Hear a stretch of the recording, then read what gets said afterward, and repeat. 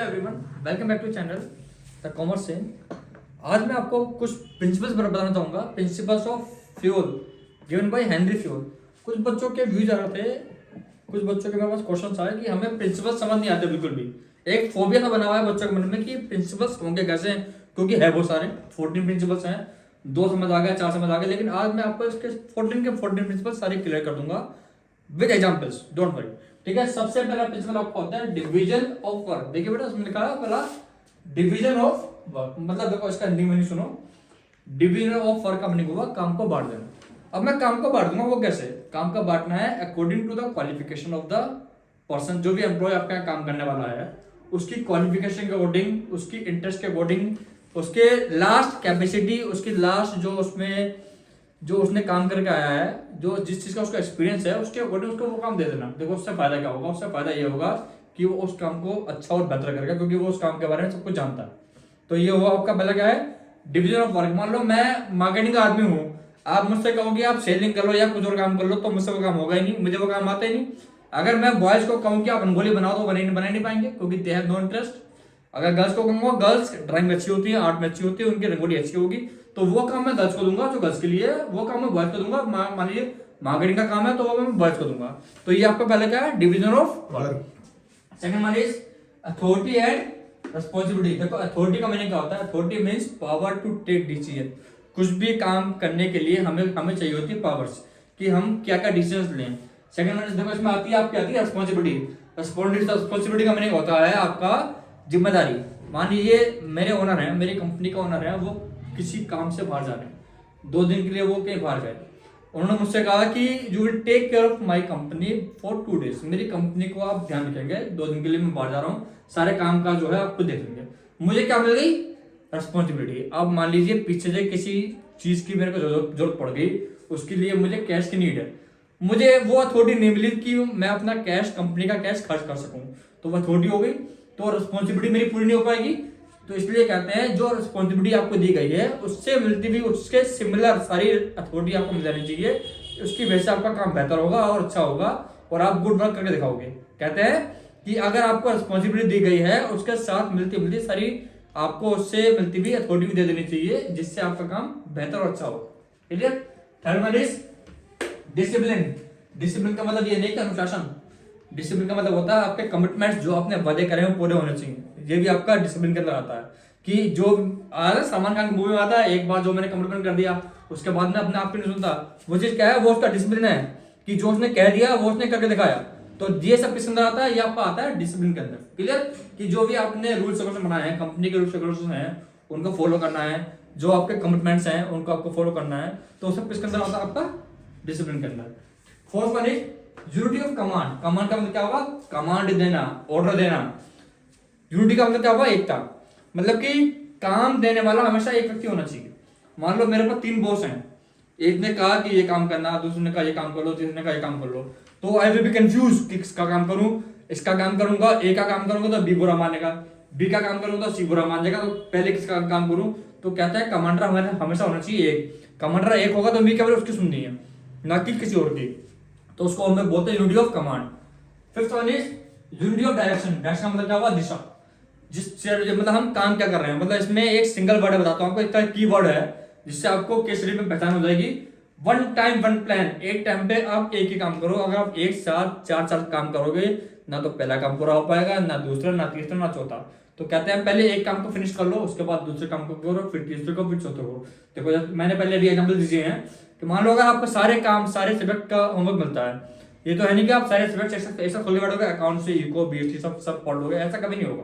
ठीक है, आपका क्या होगा? पहले अकाउंट्स करी, उसके निपटाया, फिर बीएसटी करी, उसके निपटाया, देन इको। ठीक है, ये होता है आपका unity of subordination of individual interest to their interest. मतलब इसका क्या हुआ? देखो ये सबसे कहते हैं, सबसे टिपिकल प्रिंसिपल में एक प्रिंसिपल है, इसको टिपिकल को मानते हैं बच्चे, कि मैंने अपने इंटरेस्ट को कंपनी के इंटरेस्ट से जोड़ना है। मेरा पर्सनल इंटरेस्ट क्या है और कंपनी का इंटरेस्ट क्या है, दोनों को मैच करना है। देखो हुआ क्या, मेरा पर्सनल इंटरेस्ट ये है कि मान लीजिए मेरी कंपनी को ऑर्डर मिलते हैं बाहर से। ऑर्डर्स में क्या मिले मेरे को, कि मेरी कंपनी वालों ने मुझे कहा है कि आपको एक, ये मोबाइल कंपनी है मेरी, मोबाइल कंपनी में जो कवर्स, पीछे के जो बैक कवर होते हैं, वो मैं किसी बाहर की कंपनी से खरीदता हूँ। जो मुझे मिलता है पर कवर मुझे मिलता है 1000 रुपीज का। ठीक है, और मेरा एक भाई है, उसका फोन मुझे आया कि ये ऑर्डर मुझे दे दो। वो मेरा हो गया पर्सन इंटरेस्ट। कंपनी का इंटरेस्ट क्या है कि मुझे वो कवर लेके आना है 1000 रुपये का एक, जो पहले आता रहा है। तो मुझे अपने भाई से कहा है कि अगर आपको कंपनी, अगर मुझे वो, अपने भाई से मैंने कह दिया कि अगर आपको ये चाहिए तो मुझे इससे कम में 10 रुपये 20 रुपये कम में दे दे, मैं आपका ये लगवा दूंगा उसमें। तो मैंने भाई को अपने कन्विंस कर दिया, तो उसने मुझे 950 रुपये पर कवर के लिए डिमांड कर दी। तो मैंने उसमें कहा कंपनी को कह दिया कि मैं पहले आपको 1000 में दे रहे थे, वही क्वालिटी वही सेम चीज मैं आपको 250 में ला के दे दूंगा। तो कंपनी भी खुश, मेरा भाई भी खुश। तो क्या हुआ इसमें कि क्या हुआ, subordination of general interest to the subordination of the individual interest to general interest की हमने दोनों इंटरेस्ट को हमने ज्वाइन कर दिया। ठीक, क्लियर। नेक्स्ट आपका है रेम्यूनरेशन ऑफ पर्सन। रेम्यूनरेशन मतलब होता है सैलरी, कि सैलरी आपकी ऐसी होनी चाहिए विच इज सेटिस्फैक्ट्री, कि सामने वाला जो है सेटिस्फाई हो। अगर वो सेटिस्फाई नहीं होगा तो कंपनी छोड़ के कहीं भागेगा। किसी भी व्यक्ति की सैलरी कम होगी तो वो टिकेगा नहीं। तो सैलरी होनी चाहिए सेटिस्फैक्ट्री, जिससे उसकी जो नेसेसरी थिंग्स हैं, नेसेसरी जो डिमांड्स है वो सब पूरी हो जाए। तो उसको बोलते हैं remuneration of persons. Next one is centralisation and decentralisation. इसका मीनिंग क्या हुआ कि powers in few hands, powers का कुछ हाथों में होना, दैट्स कॉल्ड सेंट्रलाइजेशन। और पावर्स को नीचे वाले लेवल्स पे बांट देना, that's called decentralisation. Next one is principle of scalar chain. देखो स्केलर चेन क्या करती है, एक आपका एक चेन बनती है, देखो बनाना है। मान लो टॉप लेवल है A B C D E F G H. A को अगर कोई बात एच से करनी है तो पहले ए बी से कहेगा, ए ई से कहेगा, ई एफ से, एफ जी से और जी एच से। ये आपकी स्केलर चेन है। डायरेक्टली वो सीधा बात नहीं कर पाते। जैसे ए को बात डी से करनी है तो ए बी से, बी सी से, सी डी से। तो इस तरीके क्या है, ये स्केलर चेन है। तो वाला पहले अपने नीचे वाले से बात करता है, फिर वो अपने नीचे वाले से बात करता है, फिर वो अपने नीचे वाले से। एक लेवल बना, एक बनी हुई हायरार्की बनी हुई है, उसको बोलते हैं स्केलर चेन। इस स्केलर चेन में एक चीज और आती है, इसको बोलते हैं हम गैंग प्लैन। देखो ये आपका एच ने कोई बात डी से करनी है, एस ने कोई बात सेम लेवल के वर्कर्स हैं, एस ने कोई बात डी से करनी है, तो with the help of gang plank they will talk to each other, they will communicate to each other. ठीक है, तो उसको बोलते हैं gang plank. Clear. Next one is principle of order. Order का मतलब ये नहीं कि आदेश देना, हमें किसी को आदेश नहीं देना है, ये है आपका ऑर्डर। ऑर्डरली मतलब होता है आपका असेंडिंग ऑर्डर, डिसेंडिंग ऑर्डर, कि जिस चीज को जहां पर होना चाहिए उसके लिए एक प्लेस होना चाहिए। मान लीजिए फैक्ट्री में हम लोग वर्क कर रहे हैं, फैक्ट्री में कोई मशीन खराब हो गई, मुझसे सुपरवाइजर ने कहा कि जल्दी जाकर ऑयल लेके आओ।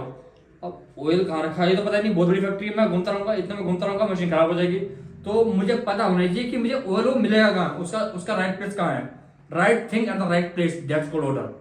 कि ऑर्डर क्या होता है कि सही चीज के लिए सही जगह होनी चाहिए, और वो मुझे पता होनी चाहिए कि वो उसकी जगह है किस जगह, उसको बोलते हैं principal of order. Next one is principle of equity. Equity का मतलब होता है समानता। समानता मतलब सभी के लिए समान, कि मैं अगर मैनेजर हूं तो मैनेजर सभी के लिए एक जैसा हूं। ये नहीं कि कोई मेल है फीमेल है उसके बीच में मैं क्या कर रहा हूँ भेदभाव, कि मुझे मेल कोई छुट्टी मांगने आया उसको मैंने दी नहीं, कोई फीमेल छुट्टी मांगने आई मैंने उसको छुट्टी दे दी। ऐसा नहीं होना चाहिए कि फीमेल की सैलरी कम मेल की सैलरी ज्यादा। क्यों ऐसा, क्यों? सेम क्वालिफिकेशन सेम एक्सपीरियंस, तो उसके बाद मैं सैलरी में डिफरेंस क्यों कर रहा हूँ? तो इसलिए कहते हैं, उसको बोलते हैं प्रिंसिपल ऑफ इक्विटी। इक्विटी मतलब समानता, की सभी के लिए मैं समान रहूं। Next one is principle of tenure of personal. मतलब क्या हुआ इसमें कि जो भी व्यक्ति मेरे यहाँ काम करने आ रहे हैं वो टिकर है। टिकर है मतलब क्या हुआ कि वो मेरी कंपनी छोड़ के कहीं जाए ना, क्यों ना जाए। उससे क्या होता है, जितना व्यक्ति पुराना होगा उतनी कंपनी की रेपुटेशन अच्छी होती है। मान लीजिए मेरे यहाँ कंपनी में आदमी आ रहा है वो छोड़ के जा रहा है, व्यक्ति आ रहे हैं छोड़ के जा रहे हैं, इससे क्या होगा, कमी मेरे में निकलेगी कि आपकी कंपनी में कोई कमी है, कि व्यक्ति टिकता नहीं है, एम्प्लॉय टिकता नहीं है, आपके यहाँ आपकी पॉलिसी में गलती है कुछ। तो उसको बोलते हैं principle of stability of tenure of persons, की जो व्यक्ति आपके यहाँ काम करने आया है वो टिका रहना चाहिए। उससे क्या होता है, कंपनी की इमेज सुधरती है कि वहाँ की पॉलिसी अच्छी है। क्योंकि एक पर्सन ही होते हैं, देखो हर कंपनी 10 20 50 होंगी, सारी कंपनी में मशीन सेम होगी, इंफ्रास्ट्रक्चर सेम होगा, लेकिन चेंज क्या होगा, केवल पर्संस जो वहाँ काम कर रहे हैं, जहाँ एम्प्लॉयज काम कर रहे हैं। अगर एम्प्लॉयज ही भागेंगे तो इसका मतलब कंपनी में कमी है, कुछ ना कुछ तो कमी है, वो किसी न किसी चीज से सेटिस्फाई नहीं है। तो मैं चाहता हूँ कि जो भी मेरा काम करने आए वो टिका रहा है मेरी कंपनी में, जाए छोड़ के ना जाए।